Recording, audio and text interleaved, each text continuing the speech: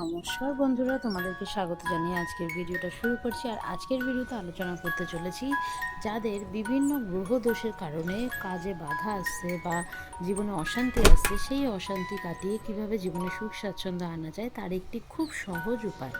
এই উপায়টি মন দিয়ে প্রতিদিন যদি করতে পারো তাহলে দেখবে গ্রহ সম্পর্কিত আমাদের প্রত্যেকটা মানুষেরই যে বিভিন্ন সমস্যাগুলো থাকে সেগুলো কিন্তু অনেকাংশেই কমে যাবে, যেটা কিনা কোনো রকম প্রতিকার ছাড়াই বলতে পারো। শুধুমাত্র এই উপায়টি মন দিয়ে করে আমরা আমাদের গ্রহদের অবস্থানকে গ্রহদের অবস্থানগত যে নেগেটিভ প্রভাবগুলো রয়েছে সেগুলোকে কাটিয়ে জীবনে পজিটিভিটি আনতে পারবো।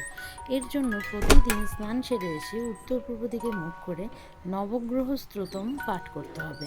এটি একবার করেই প্রতিদিন পাঠ করবে এবং পাঠ করা হয়ে গেলে পর নবগ্রহের উদ্দেশ্যে নিজের মনস্কামনা অর্থাৎ বলবে যে আমার হে নবগ্রহ, আমার যেন সকল কার্য সিদ্ধ হয় এবং আমি যেন শান্তিতে থাকতে পারি।